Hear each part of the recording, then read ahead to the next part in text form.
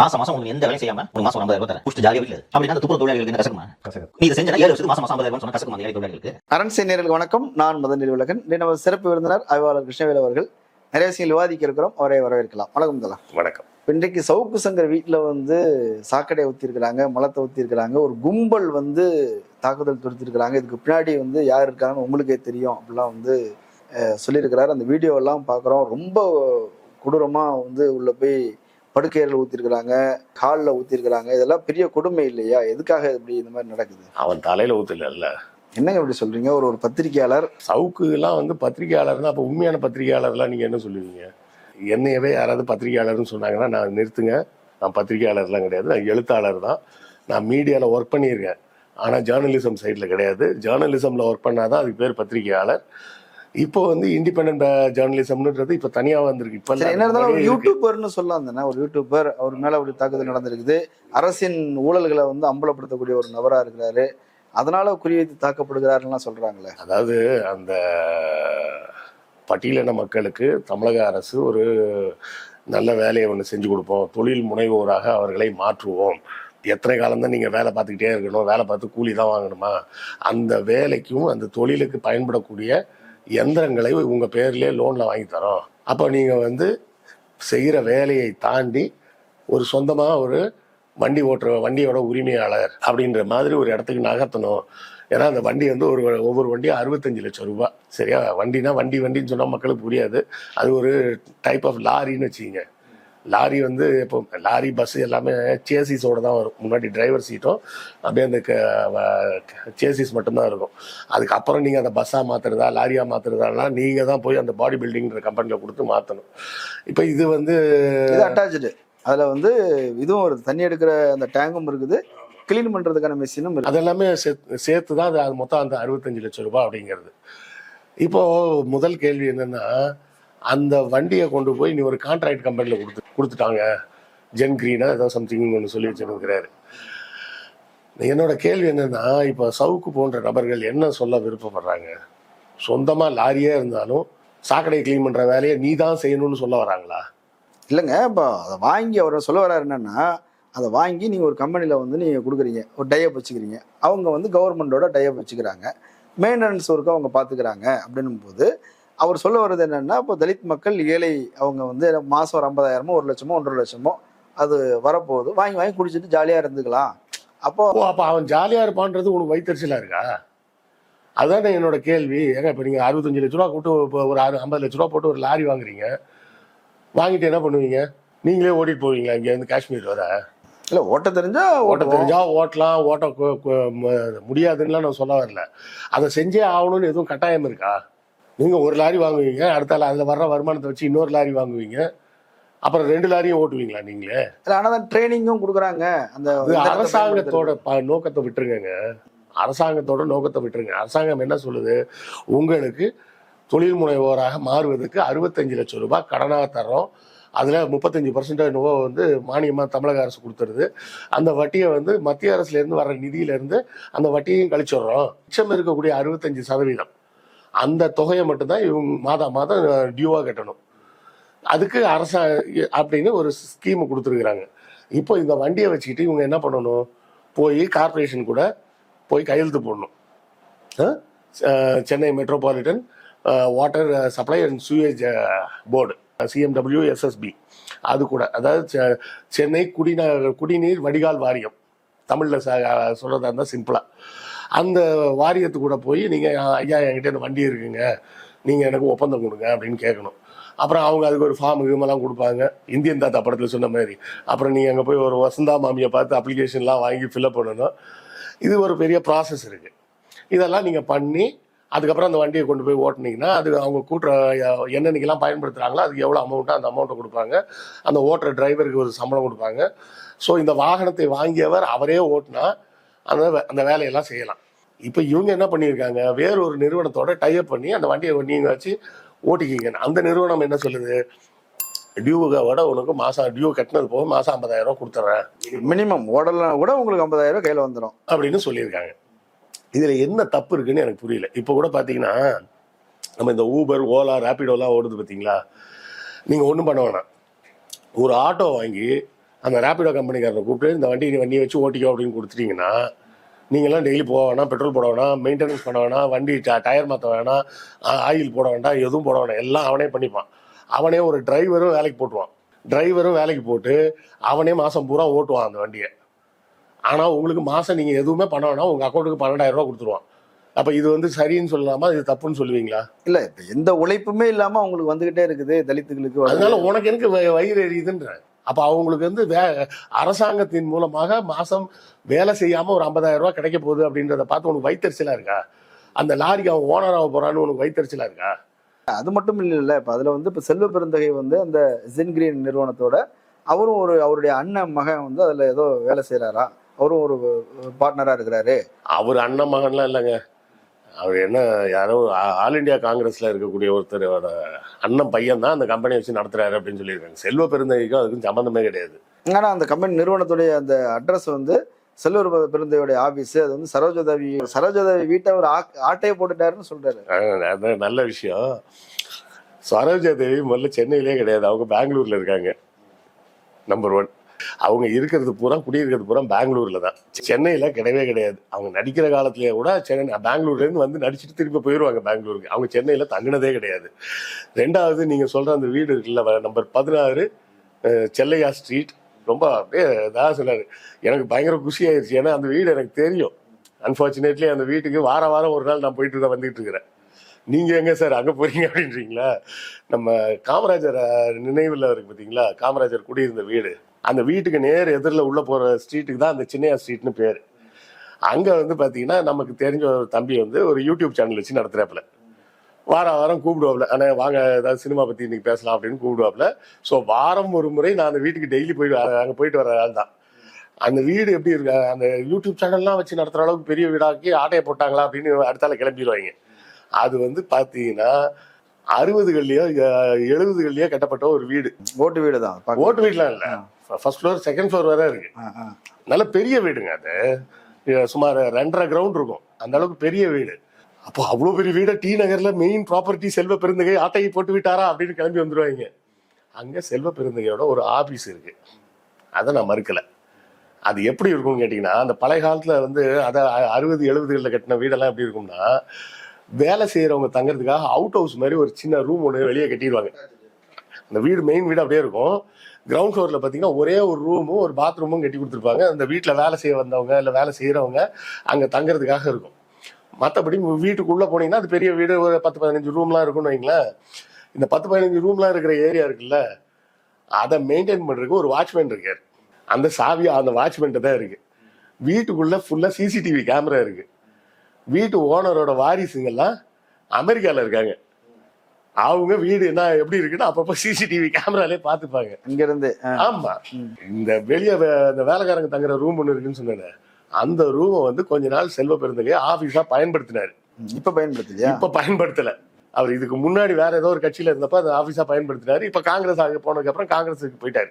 விசிகேஸ் வந்து விசிகேல இருக்கும்போது, பிஎஸ்பியில இருக்கும்போது, அப்புறம் காங்கிரஸ் போன பிறகு கூட வச்சிருந்தாரு. இப்ப தலைவரானது பிறகு பயன்படுத்தல. இப்ப கட்ட பஞ்சாயத்து பயன்படுத்துறாரு. அதெல்லாம் அவர் வரதே கிடையாதுங்க. நான் தான் வாரம் போறேன்னு. வாரம் நான் போவேன். நாங்க அந்த யூடியூப் சேனல்ல வந்து டாய்லெட் போகணும்னா அந்த ரூம்ல இருக்கிற டாய்லெட் தான் யூஸ் பண்ண முடியும். ஏன் சார் யூடியூப் சேனல் ஆஃபீஸ்ன்றீங்க, அங்கேயே டாய்லெட் யூஸ் பண்ணக்கூடாதா அப்படின்னு கேட்டீங்கன்னா, அது வந்து ஒரு தகர ஷெட்டு, வெளியே கார் பார்க்கிங் ஏரியா இருக்கும்ல, அந்த ஏரியால ஒரு தகர ஷெட்டு போட்டு அலுமினியம் இது மாதிரி போட்டு பேனல்ஸ் இருக்கும்ல, அந்த மாதிரி போட்டு ஒரு சின்ன ஆஃபீஸ் செட்டப் மாதிரி பண்ணி வச்சிருக்காங்க. அதுக்குள்ள இவங்க ஷூட் பண்ணிட்டு யூடியூப் சேனல் மாதிரி வச்சு நடத்திட்டு இருக்காங்க. இவ்வளவுதான் அது மொத்த இடமே. அந்த வீட்டுக்குள்ள யாரும் போக முடியாது, வாட்ச்மேன் ஒருத்தர் தான் போக முடியும். ஏன்னா நான் டெய்லி வாரத்துக்கு ஒரு தடவை பார்த்துறேன். செல்வ பெருந்தகை அங்க அவர் வந்ததே கிடையாது. முன்னாடியாவது அவரோட டேபிள் சேர்லாம் கொஞ்சம் கிடந்தது, இப்ப அதெல்லாமே எடுத்துட்டு போயிட்டாரு. அந்த ரூம் வந்து வேற ஏதோ சில சம் அபிஷியல் கரஸ்பாண்டன்ஸுக்காக மட்டும் வச்சிருக்கிறாரு. அதாவது லெட்டர் வந்தா அந்த அட்ரஸ்க்கு வரும், வந்தா அவங்க ஆபீஸ்ல இருந்து யாராவது ஒரு ஆள் வந்து எடுத்துட்டு போவாங்க. இவங்க இந்த பசங்க யூடியூப் பசங்க இல்லை அந்த வாட்ச்மேன் வந்து ஃபோன் பண்ணி சொல்லுவாரு, உடனே அந்த ஆளுங்க வந்து லெட்டர் எடுத்துட்டு போயிடுவாங்க. மற்றபடி அதை சொன்ன முன்னாடி ஒரு டேபிள் சேராவது கிடந்தது. இப்போ அந்த டேபிள் சேரை கூட எடுத்துட்டு போயிட்டாங்க. அந்த ரூமு வெறும் ரூம் தான், காலி ரூமு, அது ஆளே கிடையாது. சரியா? இருந்தாலும் உடனே இல்லைங்க பேப்பர்லாம் வச்சு நிறைய ஆமாங்க, அந்த பாத்ரூம்ல ஒரு சோப்பு டப்பா இருக்குங்க, அது கூட சரோஜாதேவி யூஸ் பண்ண சோப்பு டப்பா தான். வாய்க்கு வந்தது அரிசி. இதனால நான் முன்னாடிலாம் நினைப்பேன், ஒருவேளை இவன் சொல்றதுல ஏதோ கொஞ்சமாச்சும் உண்மை இருந்துருமோ அப்படின்னு. இப்ப இந்த சரோஜாதேவி வீடுன்னு சொன்னதுலதான் சிரிப்பு வந்துருச்சு எனக்கு. போன வாரம் போயிட்டு வந்திருக்கேங்க, போன வெள்ளிக்கிழமை அங்க போய் ஷூட் பண்ணிட்டு வந்திருக்கோம். இல்ல சரோஜாதேவி முன்னாடி இருந்தாங்க, ஏதோ பஞ்சாயத்துக்கு சரோஜாதேவி சென்னைக்கே சம்பந்தம் கிடையாதுங்க. என்டிஆர் கூட இங்க இருந்தாரு, சென்னையில தங்கி இருந்தார். நீங்க ரங்கராஜபுரத்துல போய் பாத்தீங்கன்னா அவர் முன்னாடி இருந்த வீடு இடத்துல வந்து இப்ப அபார்ட்மெண்ட்ஸ் கட்டி வச்சிருக்காங்க. அந்த தெருவுக்கு பேர் என்டிஆர் கார்டன் ஸ்ட்ரீட்னே பேரு. என்டிஆர் கூட இங்க இருந்திருக்காரு. சரோஜாதேவி சென்னையில குடியிருந்ததே கிடையாது, அவங்க பெங்களூர்ல தான் மொத்தமே. சரி, இப்போ என்ன கேக்குறேன்னா, அவரு வந்து ரைட் பொய் தகவல் கூட சொல்லிட்டாருன்னு வச்சுப்போம். அவர் சொல்றது அதுல வந்து இதுல ஊழல் நடந்திருக்குது. இதுல என்ன ஊழல்னு நான் கேக்குறேன். சரி, அது நீங்க ஏற்காம கூட இருங்க. இல்லங்க, நம்ம ரொம்ப சிம்பிளா உங்களுக்கு புரியுற மாதிரி சொல்றேன். வண்டி ஓனர் வந்து கையெழுத்து போட்டு அதுல சொல்றாரு, காமன் பூலிங் அக்கௌண்ட்ல பணம் வரும், அதுல இருந்து அவங்க செலவு பண்ணிப்பாங்களாம் அப்படின்னு. அதாவதுங்க, இப்போ வண்டி உங்களது ஒண்ணு, இவரது தம்பி ஒண்ணு, அவரது ஒண்ணுன்னு ஒரு 3 வண்டியை நீங்க உணர்ந்து என்கிட்ட கான்ட்ராக்ட் கொடுக்குறீங்கன்னா, நான் உங்களுக்கு ஒவ்வொருத்தருக்கும் தனித்தனியா பணம் கொடுக்கணும். சரியா? அவங்க 3 வண்டியும் வேற ஒருத்தர் மெயின்டைன் பண்றாருன்னு வச்சுக்கீங்க, அவர் ஒவ்வொரு தடவையும் மதன் உங்க வண்டியில இன்னைக்கு இந்த செலவெல்லாம் இருக்கு காசு கொடுங்க, அஜித் உங்க வண்டியில இந்த செலவெல்லாம் இருக்கு காசு கொடுங்கன்னு கேட்கணும். இது நிர்வாக வசதிக்கு என்ன பண்ணியிருக்காங்க, வண்டி ஓனர் எல்லாரையும் சேர்த்து மொத்தமா பேசி அங்க கான்ட்ராக்ட்லயும் கையெழுத்து போட்டு அவங்க எழுதி கொடுக்கும் போதே எங்களுக்கு வர வேண்டிய பணத்தை இந்த காமன் அக்கௌண்ட்டுக்கு அனுப்பிச்சிருங்க, அப்பதான் அந்த வண்டியை மெயின்டைன் பண்ண ஈஸியா இருக்கும். சொல்றது எப்படி சொல்ல வரேன்னா, 213 வாகனங்கள் வழங்கப்பட்டிருக்குது அப்படின்னா, 213 வாகனத்துக்கும் பொதுவான ஒரு அக்கௌண்ட் இருக்குது. அதுல வந்து கவர்மெண்ட் எவ்வளவு கட்டணமோ, அது 2 லட்சமோ 3 லட்சமோ 1 லட்சமோ அது வந்துட போகுது. இவங்க தான் வந்து அதை மெயின்டைன் பண்றாங்க. இவங்க தான் அந்த செலவு கணக்கெல்லாம் அதுல. ஆமாங்க, இவங்க தானே மெயின்டைன் பண்றாங்க. லோன் கட்டுறதும் இவங்க தான் கட்டுறாங்க அப்படின்றாங்க. ஆமாங்க, இவங்க தானே கட்டுறாங்க, இவங்க தான் செலவு பண்றாங்க. அதுக்கு ஒரு மேனேஜர் இருப்பாங்க. அந்த குறிப்பிட்ட வண்டியோட டிரைவர் வந்து, சார் டயர் பஞ்சர் ஆயிடுச்சு அப்படின்னு சொன்னா அதுக்கு ஒரு சூப்பர்வைசர் இருப்பான். ஆமாப்பா இந்த வண்டி பஞ்சர் தான் அப்படின்னு அவன் எழுதி கொடுக்கணும். அவன் எழுதி கொடுத்தா மேனேஜர் ஓகே பண்ணணும். ஓகே பண்ணாதான் அக்கௌண்ட்ஸ் டிபார்ட்மெண்ட்ல இருந்து காசு வரும். இதெல்லாம் ப்ராசஸ். ஆனா வந்து அந்த தலித் சேம்பர் ஆஃப் காமர்ஸ் அப்படின்றது வந்து ஒரு தனியார் நிறுவனம், அரசு நிறுவனம் கிடையாதுன்னு கண்டுபிடிச்சு சொல்லியிருக்காரு. டிக்கியை பத்தி பேச வந்த உனக்கு பிஎம் கேர்ஸை பத்தி பேசுவியா நீ? அது எதுவும் எல்லாருக்கும் தெரியும், நான் தெரியாத விஷயங்களை தெரியப்படுத்துறேன். பிஎம் கேர்ஸ் ஆரம்பத்துல என்ன சொல்லி வச்சிருந்தீங்க நீங்க எங்கள்கிட்ட? ஆர்டிஐல கேட்டதுக்கு அப்புறம் தானே சொன்னீங்க அது வந்து கவர்மெண்ட் இது இல்ல, கவர்மெண்ட் அதுக்கு பதில் சொல்ல வேண்டிய அவசியம் இல்லை, ஏன்னா அது கவர்மெண்டே இல்லை அப்படின்னு அதுக்கப்புறம் தானே சொன்னீங்க.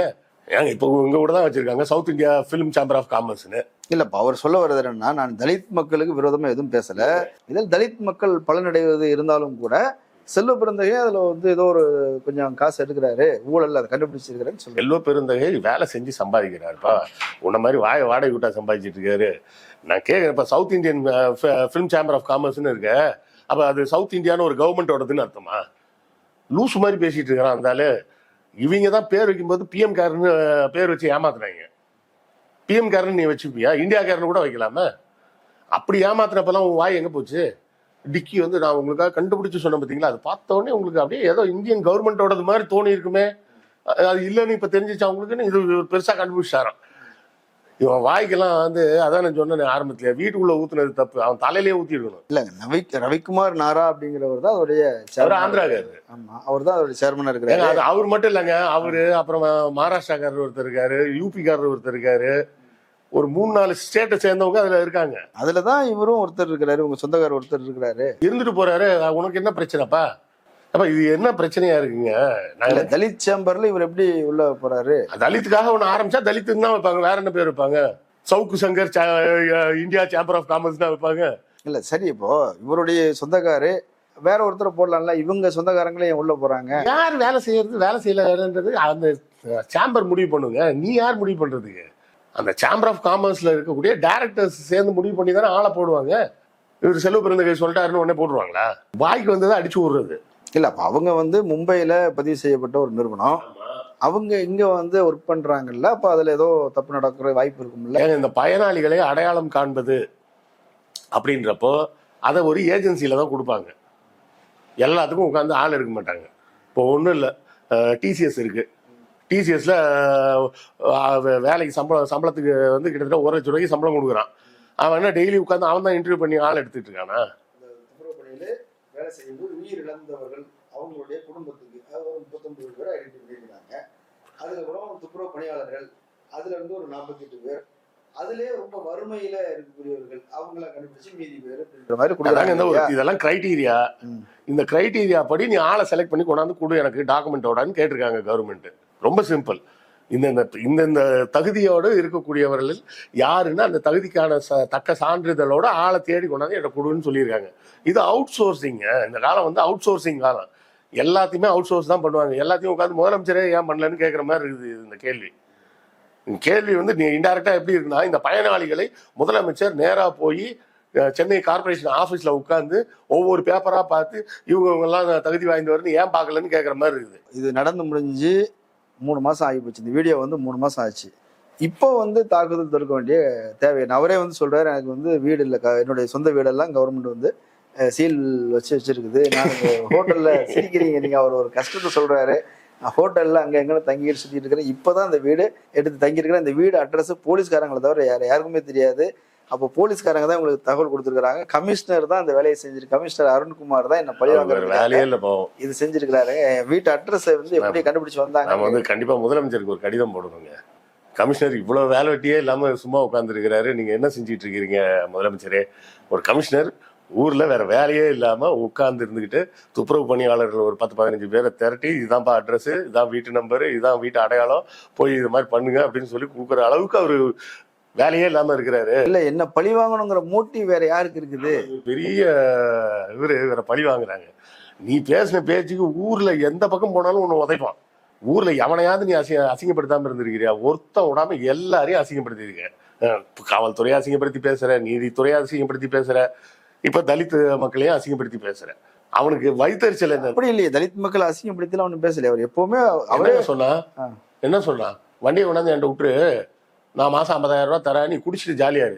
நான் கேட்கறேன், உங்களுக்கு எல்லாம் யார் இந்த உரிமையை கொடுத்தது?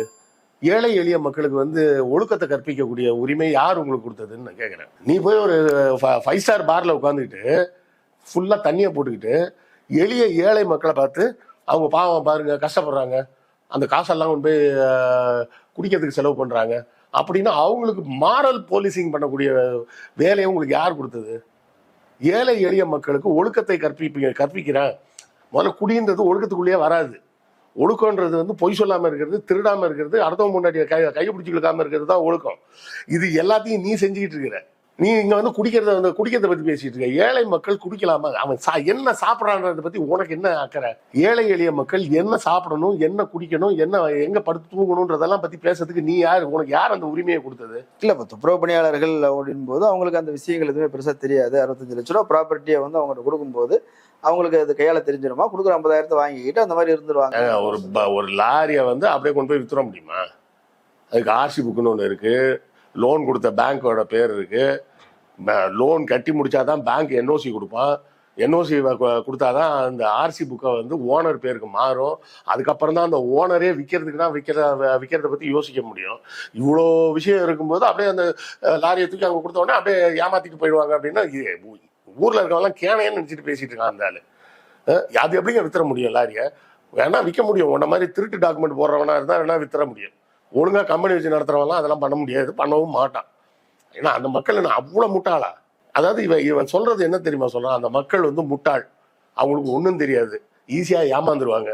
அவங்க அந்த காசே வந்தாலும் அந்த காசை வச்சு உருப்படியாக எதுவும் செய்ய மாட்டாங்க, குடிச்சிட்டு ஆட்டம் போடுவாங்க. அதனாலதான் நாங்கள் ஆட்டம் போட்டால் எப்படி இருக்குன்னு தெரியுமாடா அப்படின்னு வந்து ஆட்டம் போட்டு காமிச்சிட்டு போயிருக்காங்க. இல்லை, என்ன இருந்தாலும் குடியிருக்கிற வீட்டுக்குள்ள இந்த மாதிரி செய்யறது தவறு தானே. அப்போ ஒருத்தர் செய்யற வேலையை பத்தி நீ இப்படி வாய்க்கு வந்ததெல்லாம் பேசுறது மட்டும் ரொம்ப நியாயமா? அதை செஞ்சுட்டு அவன் வீட்டு முன்னாடி வந்து போராட்டம் வேற பண்றாங்க. யாரும் செஞ்சுட்டு ஓடலாம் இல்லையே, நீ தான் ஓடுவ. இங்க இருந்து நான் அரெஸ்ட் பண்ணுவாங்கன்னு தேனிக்கு ஓடுறேன், கம்பத்துக்கு ஓடி போய் ஒளிஞ்சிக்கிறேன்னு எங்கேயா ஊரா ஓடி போய் ஒளிஞ்சிட்டு இருப்பேன். அவங்க எல்லாம் ஒன்றும் ஓடி போய் ஒளியலையே. அது ஒரு போராட்ட வடிவம். அவங்க அம்மாவெல்லாம் வந்து ரொம்ப கேவலமா பேசினாங்க. அம்மா பேசதான் செய்வாங்க. அம்மாவா இருந்துட்டு இந்த பையன் இப்படிலாம் பேசிட்டு திரியிறாங்கன்னு அவங்க அன்னைக்கே கண்டிக்க வேணாமா? அம்மாவோட வேலை அதுதானே. ஏன்பா இப்படிலாம் பேசுற, இதெல்லாம் பொய்யா ஏன்பா பேசுற சொல்லுவாங்களே, பொய் சொன்ன வாங்கி போஜனம் கிடைக்காதுன்னு அந்த காலத்துல சொல்லுவாங்க. நீ போஜனத்துக்காகவே பொய் சொல்லிட்டு இருக்க, தெரியாதரா அப்படின்னு அவங்க அம்மா எல்லாம் சொல்லியிருக்கணும். இல்ல, வீடியோ கால் பண்ணி சவுக்கு சங்கரையே கெட்ட வார்த்தைப்படுத்திட்டு இருக்கிறாங்க அப்படின்லாம் சொல்றாங்க. நல்லா திட்டட்டுங்க. அவனுக்குலாம் ஈவு இறக்கமே பார்க்க கூடாது, டீசன்சி. நம்ம என்ன ஸ்டாலினா எல்லாத்துலயும் நாகரிகம் பார்க்கறதுக்கு? இவனெல்லாம் தூக்கி போட்டு மிதிக்கணும், அப்போ கூட அவன் அடங்க மாட்டான். இத்தனை கேஸ் போட்டு இத்தனை தடவை கோர்ட்ல அலைஞ்சும் இன்னும் அவனுக்கு அறிவு வராம 3 மாசத்துக்கு முன்னாடி இப்படி பேசி வச்சிருக்கிறான்னா அவனுக்கு இன்னும் எவ்வளவு நக்கல் இருக்குது. அப்ப இத்தனை கேஸே வரலன்னா அப்ப அவனோட திமிரின் எல்லை எந்த ரேஞ்சுக்கு போயிருக்கும். இவ்வளவு இடத்துல நீதிமன்றத்துல அவமதிப்பு வழக்கு கொடுத்தாச்சு, பிசிஆர் ஆக்ட் போட்டாச்சு, காவல்துறையில பெண்கள் எதிராக பேசினான்னு வழக்கு போட்டாச்சு. இத்தனை வழக்கு போட்டதுக்கு அப்புறமும் தலித் மக்களையும் அரசாங்கத்தையும் அசிங்கமா நீ வந்து பேசுறதுக்கு உனக்கு தைரியம் இருக்குன்னா அப்போ உனக்கு இந்த தண்டனைகள்லாம் பத்தாது. சொல்றாங்கன்னா இப்ப திமுக அரசு மேல அது வந்து பாருங்க சட்ட ஒழுங்கு பிரச்சனை இந்த மாதிரி வந்து அத்துமீறி வந்து நுழையிறாங்க, திமுக கவர்மெண்ட்டுக்கு தானே அதனால கெட்ட பேரு. அதுக்கு இந்த இடத்துல கெட்ட பேர் வந்தா ஒன்றும் தப்பு கிடையாது. தலித் மக்கள் தங்கள் குரலை காட்டியதற்கு அதன் மூலமாக திமுக அரசியல் சட்டம் ஒழுங்கு கெட்டு போச்சுன்னு ஒரு கெட்ட பேர் வந்தா தாராளமா வரட்டும், ஒன்றும் தப்பு கிடையாது. சாதாரணமா கடந்து போயிடலாம். அந்த மக்கள் மனசுக்குள்ள எவ்வளவு வேதனைப்பட்டிருந்தா அந்த நடவடிக்கையில ஈடுபட்டிருப்பாங்க. இல்லைங்க, ஒரு சவுக்கு சங்கர் ஒரு செல்வாக்கு மிக்க நபர், அவருடைய குரல் வந்து பல லட்சம் வியூஸ் போகக்கூடியது. அப்படிப்பட்ட நபரை வந்து நீங்க வந்து அதை விமர்சிக்கும் போது நீங்க வந்து அதை சிரிக்கிறீங்க, கிண்டல் பண்றீங்க, இப்படி இது சரியா? யாகாவாராயினும் நாகாக்க, நீ உன் நாவை காத்து கொள்ளவில்லை, உனக்கு நாவடக்கம் இல்லை அப்படின்னா காவாக்கால் சோகாப்பர் சொல்லிழுக்கப்பட்டு அப்படின்னு அடக்கமா பேசலைன்னா அசிங்கப்பட்டு தான் போவேன் அப்படின்னு அன்னைக்கே வள்ளுவர் சொல்லிட்டாரு. நான் சொல்லலை, வள்ளுவர் சொன்னதுதான் நடந்திருக்கு இன்னைக்கு. ஸோ அதனால ஒரு தப்பும் கிடையாது. இந்த போராட்ட வடிவத்தை நான் வரவேற்கிறேன். அந்த போராடிய மக்களின் பக்கம்தான் நான் நிற்க விரும்புகிறேன். இல்லை, இப்போ சவுக்கு சங்கர் வீட்டில் வந்து போய் அசிங்கப்படுத்துறாங்க, ஒரு போராட்டம் நடத்துறாங்க.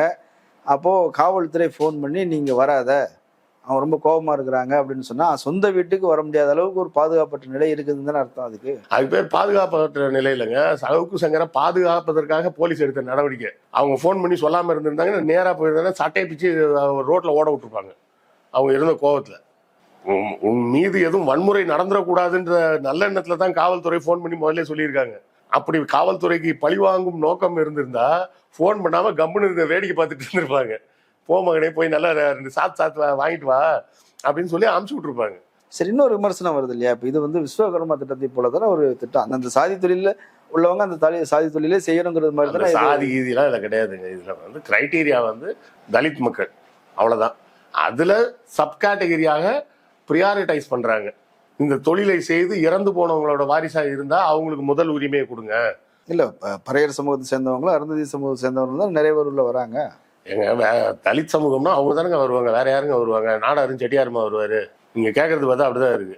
நாடாருக்கும் செட்டியாருக்கும் ஏன் இந்த லோன்லாம் கொடுக்கலன்னு கேட்குற மாதிரி இருக்குது. அப்போ இன்டைரக்டா அதான் உங்க கேள்வியான்னு நான் கேட்குறேன்.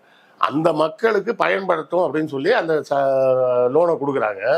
அந்த லோனை கொடுக்கும் போதும் அதிகமாக பாதிக்கப்பட்டிருந்தாங்கன்னா அவங்களுக்கு முன்னுரிமை கொடுங்கன்னு சொல்லியிருக்காங்க.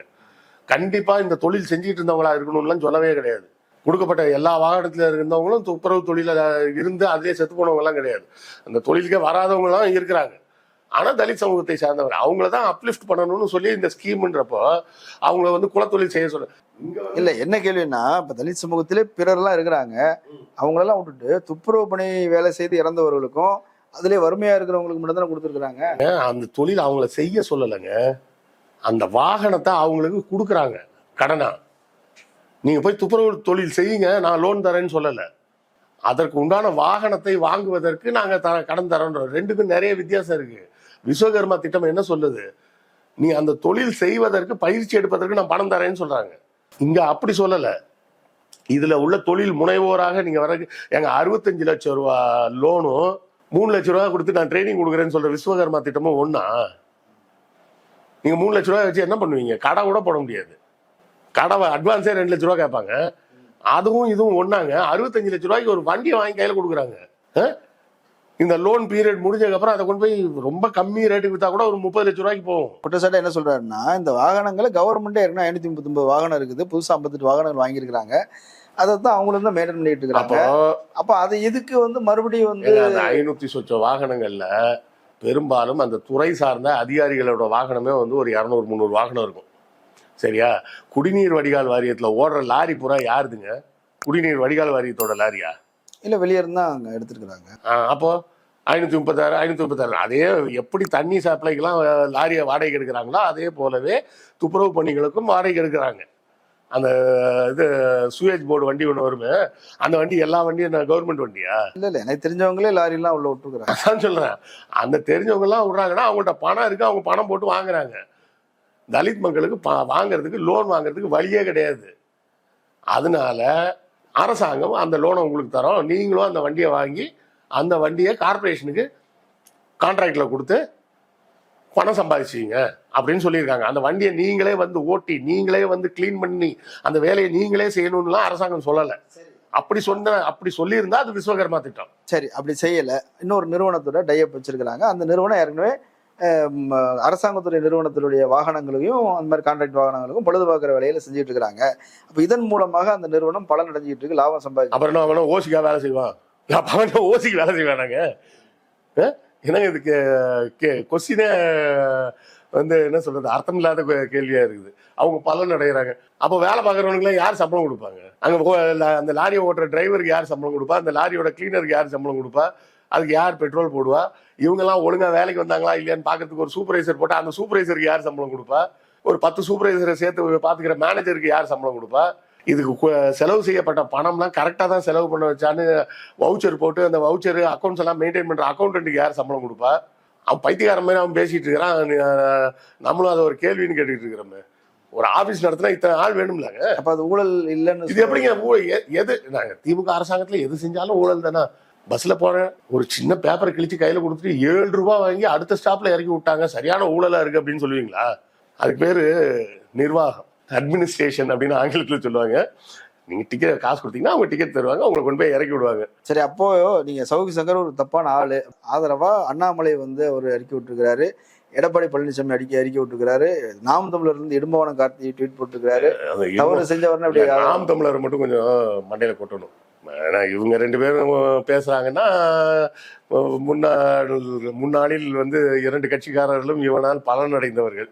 முன்னாளில் இவனால திட்டு வாங்கினவங்க தான் நாம் தமிழர். சின்னத்தவரை கூட மெயின்டைன் பண்ணிக்க தெரியல அப்படின்னு சொல்லி அசிங்கமா கழுவி ஊத்துறான். சிரிச்சா அப்படி ரொம்ப சிரிச்சு அவரே ரொம்ப வருத்தப்பட்டு, அதுக்கு சீமான் வந்து வருத்தப்பட்டு என்ன போய் இப்படிலாம் பேசலாமான்னு சவுக்கோட கேர்ள் ஃப்ரெண்டு மாலதிக்கு இவர் வாய்ஸ் நோட் அனுப்பினாரு. ரொம்ப வருத்தத்தோட தான் அதை சொல்லியிருந்தாரு. நீங்க போய் சவுக்குக்கெல்லாம் சப்போர்ட் பண்ணீங்கன்னா என்ன பண்றதுன்னு தெரியல, உங்களுக்கு விடிமோச்சமே கிடையாது, இப்படியே தனியா புலம்பிக்கிட்டே தெரிய வேண்டியதுதான். இல்ல, தேவையில்லாம கவர்மெண்ட்டுக்கு ஒரு கெட்ட பேர் உருவாது இல்லையா? அது கவர்மெண்ட் பாத்துப்பாங்க. நாம அந்த திட்டத்துல என்ன அவன் சொல்றான் குற்றச்சாட்டு அப்படிங்கறது தான் விளக்கமா சொன்னான். அவன் சொன்னா அவ்வளவும் பொய். அவனுக்கு என்ன வைத்தறிச்சலா இருக்குன்னா தலித் மக்கள் ஓனர் ஆயிட்டாங்க அப்படின்றதுதான் வைத்தறிச்சலா இருக்கு. இல்ல, அவரே தலித் சமூகத்தை சேர்ந்தவர் தானே, அப்புறம் ஏன் அதுல வைத்தறிச்சல் வரப்போகுது? நம்ம ஊர்ல எப்பவுமே ஒரு பழமொழி ஒண்ணு இல்ல, பாத்திருக்கீங்களா? அந்த ட்ரெயின்ல ஏறும்போது அன்ரிசர்வ் கம்பார்ட்மெண்ட்ல ஏறினீங்கன்னா நீங்க போய் ஏற போகும்போது உள்ள இருக்கவங்க ஏறாதன்னு தள்ளி விடுவாங்க, உள்ள இடம் இல்லைன்னு. நீங்க எப்படியும் அடிச்சு பிடிச்சி ஏறிடுவீங்க. அடுத்த ஸ்டேஷன்ல வண்டி நிற்கும் போது நீங்களும் அவங்க கூட சேர்ந்துட்டு ஏறாத அப்படின்னு சொல்லுவீங்கல்ல. அது மாதிரி விஷயம் தாங்க. பொருளாதார விடுதலை கிடைச்சா மட்டும் பத்தாது. சமூக நீதியை பற்றிய சிந்தனை இல்லாத ஒருவனுக்கு பொருளாதார விடுதலை மட்டும் கிடைச்சது அப்படின்னு சொன்னா அவனும் ஆதிக்க சக்திகளோடு சேர்ந்து கொண்டு அடக்குமுறையை தான் ஏவுவான். இதை வந்து பெரியார் அன்னைக்கே சொல்லிட்டாரு. ஒரு விஷயத்தை வச்சு மட்டும் இல்லைங்க, பெரியார் இதை அன்னைக்கே சொல்லிட்டாருங்க. சூத்திரன் வந்து வெறுமன பொருளாதாரத்தில் முன்னேறினால் அவனும் உயர் சாதி பார்ப்பனரோடு சேர்ந்து கொண்டு மீண்டும் மற்ற சூத்திரர்களையும் தலித்துகளையும் அடக்கும் வேலையைத்தான் அவன் செய்வான் அப்படின்னு அவர் அன்னைக்கே சொல்லிட்டாரு.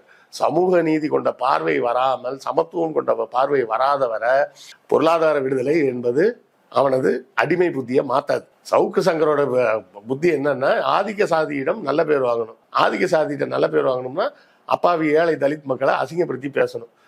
நான் கேட்கறேன், உங்களுக்கு மாசம் 50,000 ரூபாய் இது மாதிரி வருதுன்னா மதனுக்கு என்னப்பா மாசம் 50,000 ஒன்றும் செய்யாம வந்துடும், ஜாலியா குடிச்சிட்டு படுத்து கிடப்பாரு அப்படின்னு சொல்லி யாராவது பேசுவானா? அப்ப தலித் மக்கள் நான் மட்டும் நீ பேசுவேன்னா அப்ப உனக்கு திமிரு தானே. சரி, அவர் வழக்கு போட போறேன் அப்படின்றாரு. போடட்டும். அருண்குமார் கமிஷனர் மேலதான் கமிஷனர் தான் அவர் குற்றம் சொல்லியிருக்கிறாரு. தாராளமா போடட்டும். வழக்கு வந்து இன்னும் காம்ப்ளெக்ஸ் ஆகணுங்க. இல்ல, எடப்பாடி என்ன சொல்றாரு, நடவடிக்கை எடுத்தே தீரணும், இல்லைன்னா நாங்க ஆட்சிக்கு வந்தோம்னா நாங்க நடவடிக்கை எடுப்போம். எடுங்க. நீங்க ஆட்சிக்கு வந்தா தானே நடவடிக்கை எடுக்கிறது. நீங்க ஆட்சிக்கே வந்தாலும் மோடி சொல்றது தானே நீங்க கேட்க முடியும். சார் அவர் நடவடிக்கை எடுத்தாங்க. அவர் ஏங்க நம்ம இவராது அண்ணாமலை நடவடிக்கை எடுக்கட்டுங்க. அண்ணாமலையாவது கொஞ்சம் ஒரு போலீஸ் அதிகாரி, அப்பதான் ஒரு போலீஸ் அதிகாரி ஒரு பெண்ணின் மனது பெண்ணுக்கு தான் புரியுன்ற மாதிரி ஒரு காவல்துறை அதிகாரியோட மனசு காவல்துறை அதிகாரிக்கு தான் தெரியும்னு அவர் ஸ்ட்ரிக்டா கேஸ் போடட்டும். சவுக்கெல்லாம் ஒரு ஆளுன்னு நம்ம எல்லாம் உட்காந்து பேசிட்டு இருக்கோம் பாருங்க. நம்ம இப்ப பேசுனது சவுக்குக்காக பேசல, தலித் மக்களை அசிங்கப்படுத்திருக்கான்றதுக்காக தான் பேசிட்டு இருக்கிறோம். அந்த மக்களை வந்து எவ்வளவு கொச்சையா பேசியிருக்கான் பாருங்க. 50,000 வாங்கிட்டு குடிச்சிட்டு ஜாலியா சுத்துங்க. அந்த வார்த்தையில இருக்கக்கூடிய வன்மம் இருக்கு பார்த்தீங்களா, அந்த வன்மத்தை தான் நம்ம கண்டிச்சு சொல்லணும். அதை தான் மக்கள் புரிஞ்சுக்கணும். அந்த வார்த்தையில் இருக்கக்கூடிய வன்மம், அவங்க ஏழை, அவங்க தலித் அப்படின்றதுக்காக மட்டும்தான் அந்த வார்த்தை வாயில இருந்து வருது. அவங்க எல்லாம் வேலை பார்த்து சம்பாதிக்கிறாங்க, உன்ன மாதிரி ஊரை ஏமாத்தி சம்பாதிக்கிறாங்க. அது உண்மைதான். அவங்க எல்லாருமே வேலை செஞ்சவங்க, அதுல அந்த தொழில் நிமித்தமா இறந்து போனவங்க, அதுல வறுமையில இருக்கிறவங்க தான் சொல்லியிருக்கிறாங்க. அவங்க எல்லாம் உழைச்சி சாப்பிட்றவங்க, உன்ன மாதிரி ஊரை ஏமாத்தி சாப்பிட்ற ஆளுங்க கிடையாது. நிறைய தகவல்களை சொல்லியிருக்கிறீங்க. மக்கள் அதை பரிசீலிக்கட்டும். கலந்து கொண்டு கருத்துக்களை பகிர்ந்தமைக்கு நன்றி. நன்றி. நேரில் மற்றொரு விருந்தினருடன் மீண்டும் சந்திக்கலாம். நன்றி.